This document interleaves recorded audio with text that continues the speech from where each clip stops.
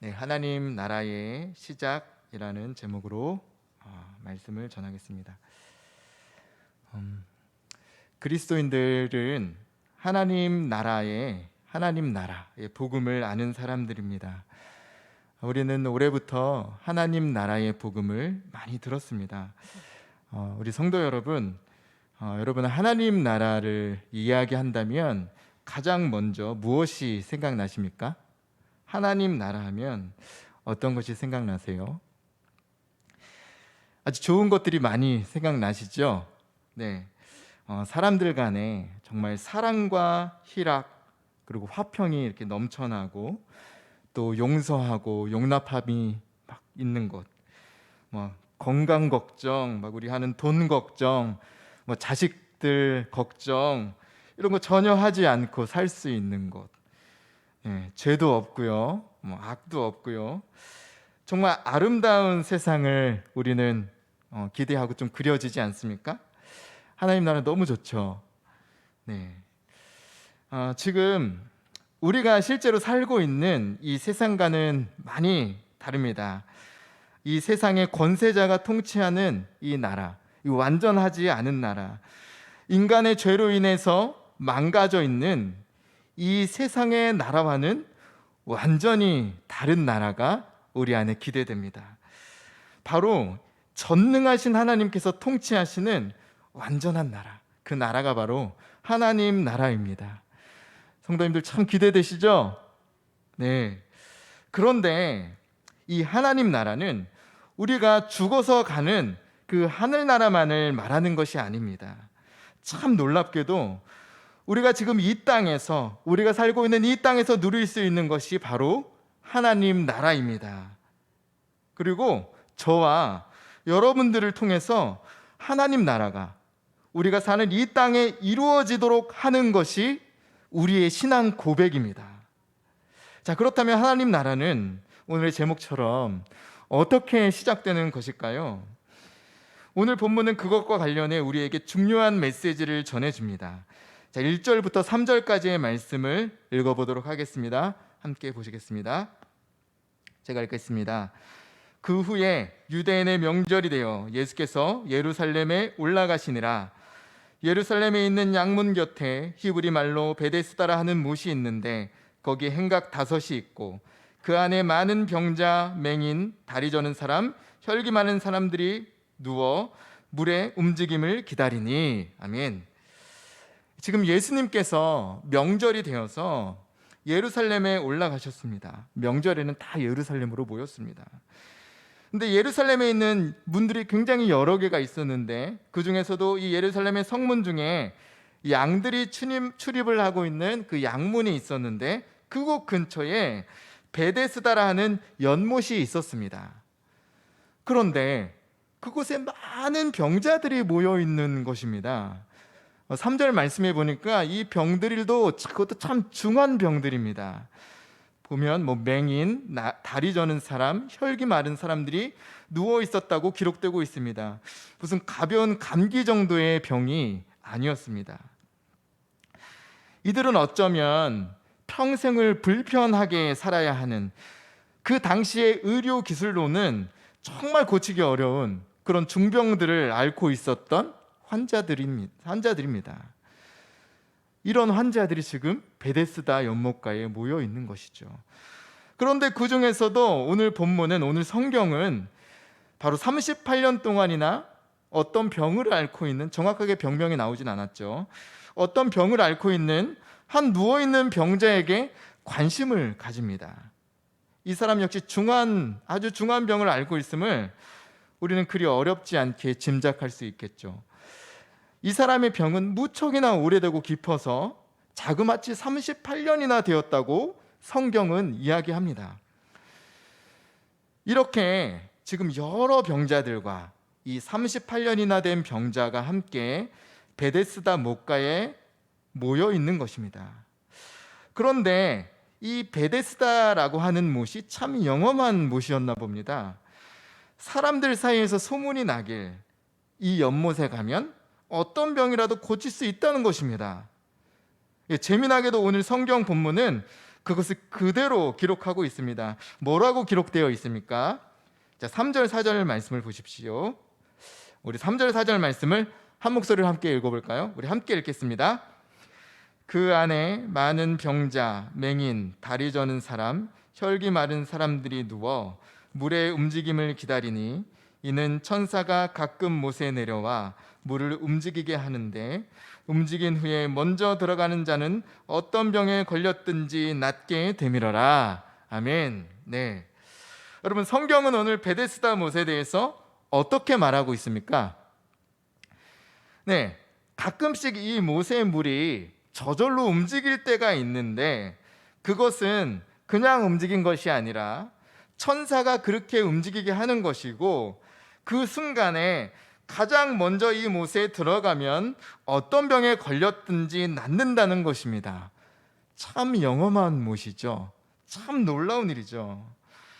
그러니 이렇게 곳곳에서 사방에서 쉽게 고치지 못하는 중병을 앓고 있는 사람들이 이 못가에 모여들고 있는 것입니다. 자, 그런데 여기 재미나는 것이 있습니다. 이 3절 4절 말씀에는 참 재미난 것이 있는데요. 혹시 발견하셨습니까?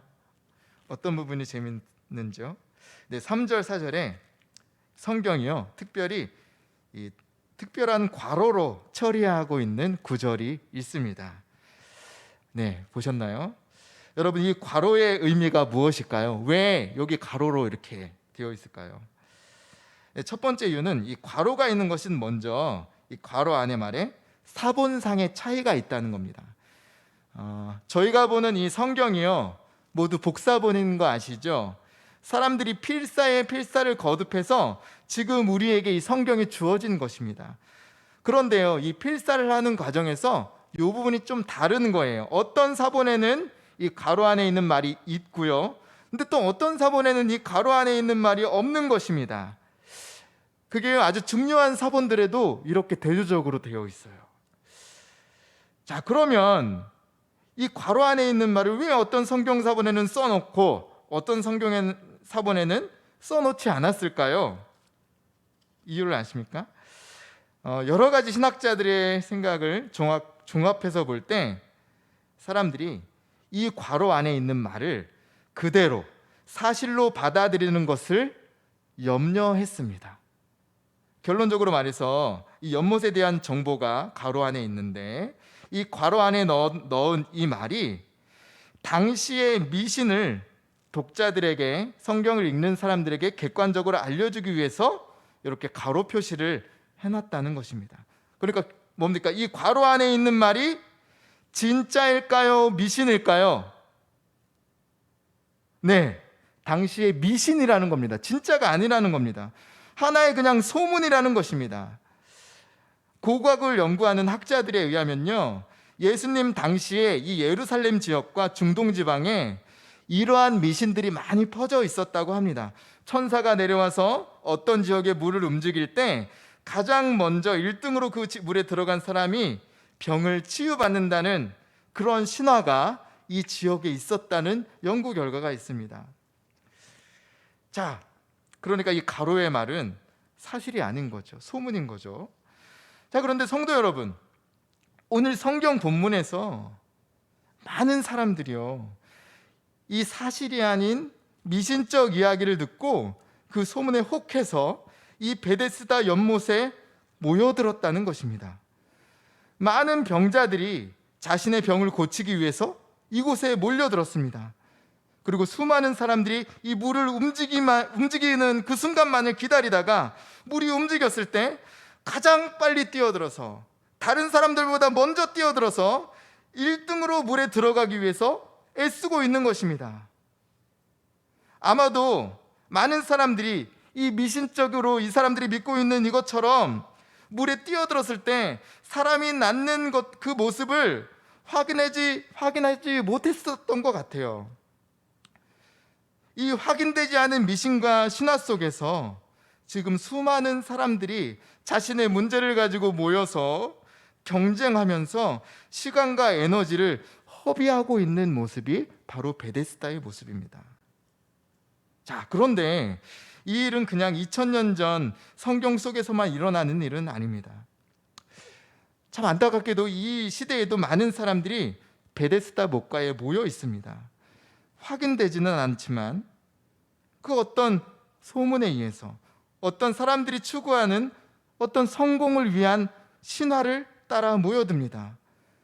이 시대 많은 사람들이 이와 같은 신화에 사로잡혀서 엄청난 시간과 돈을 허비하기도 합니다. 1등을 하기 위해서, 다른 사람들보다 더 앞서기 위해서, 다른 사람들과의 경쟁에서 이기기 위해서 엄청난 희생을 하면서 경쟁을 하고 있죠. 사랑하는 성도 여러분, 혹시 우리는 이 시대의 베데스다를 향해 뛰어들고 있지는 않습니까? 많은 사람들이 돈과 행복을 연결짓습니다. 수많은 사람들이요, 돈을 벌기 위해서라면 그 어떤 일도, 아주 비도덕적인 일까지도 모든 것을 할 듯이 살아가고 있습니다. 또 어떤 사람들은요, 자녀들의 학벌에 목숨을 걸기도 합니다. 자녀들을 좋은 대학에 보내기 위해서 학교에서 1등을 하도록, 공부해서 1등을 하도록 하기 위해서 여러 사교육에 엄청난 돈과 에너지를 쏟아붓고 있습니다. 여러분, 오해하지는 마십시오. 제가 지금 어떤 돈 버는 것, 공부하는 것이 나쁜 것입니다, 이렇게 말하는 것이 아닙니다.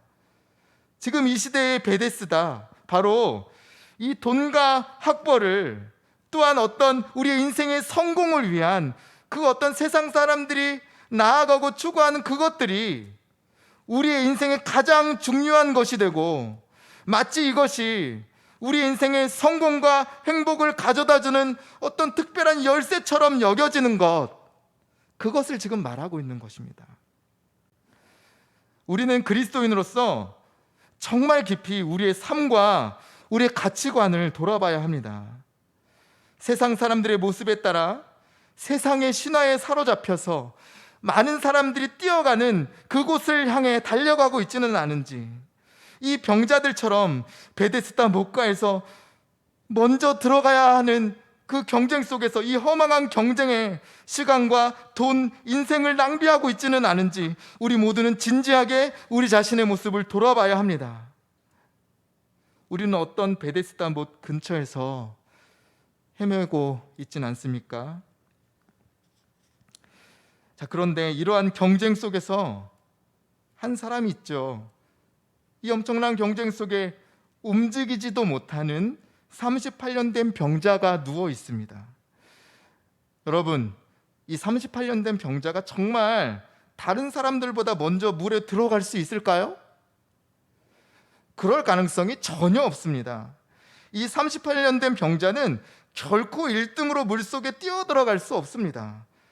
그런데 이 사람은 지금 정말 허망한 소망, 헛된 신화에 사로잡혀서 헛된 미신을 따라서 이곳에 누워 있는 것입니다.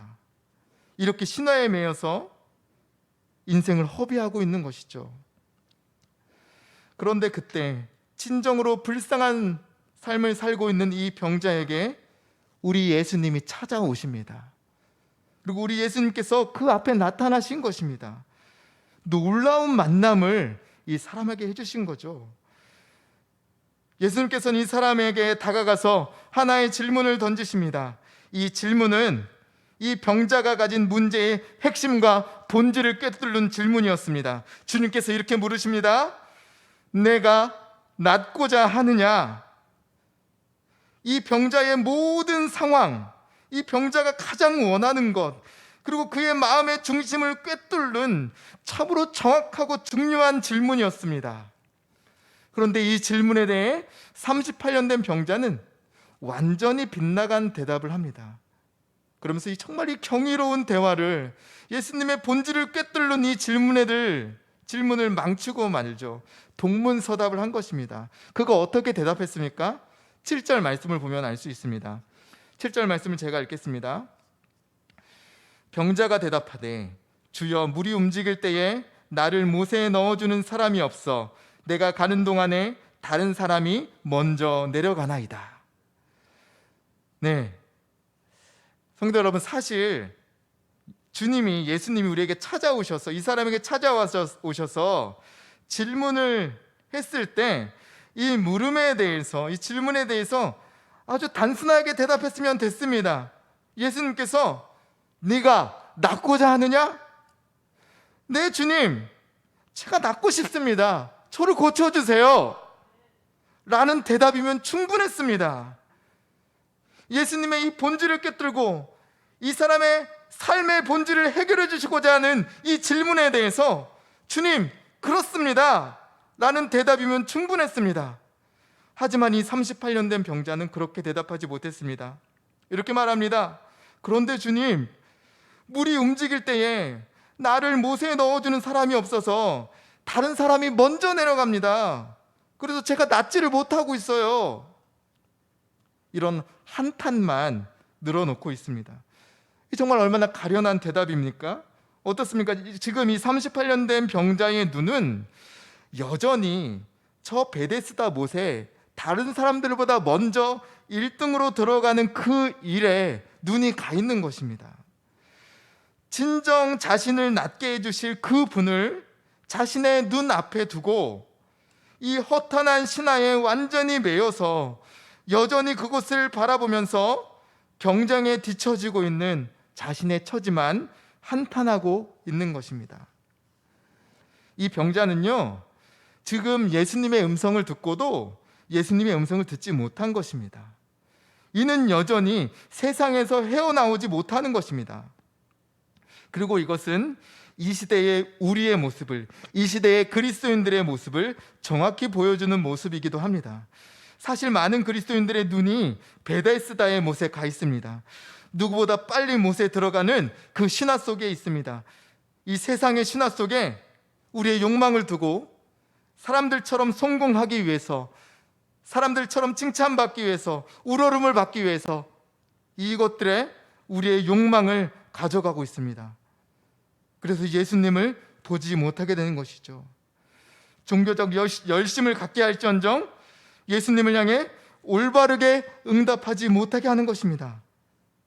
세상의 경쟁에서 뒤처지고 있는 자신의 처지를 한탄하게 하고, 나아가서 나를 만드신 창조주 하나님을 향한 원망과 분노를 갖게 합니다. 그것이 바로 신화에 매인 인생들의 귀결입니다.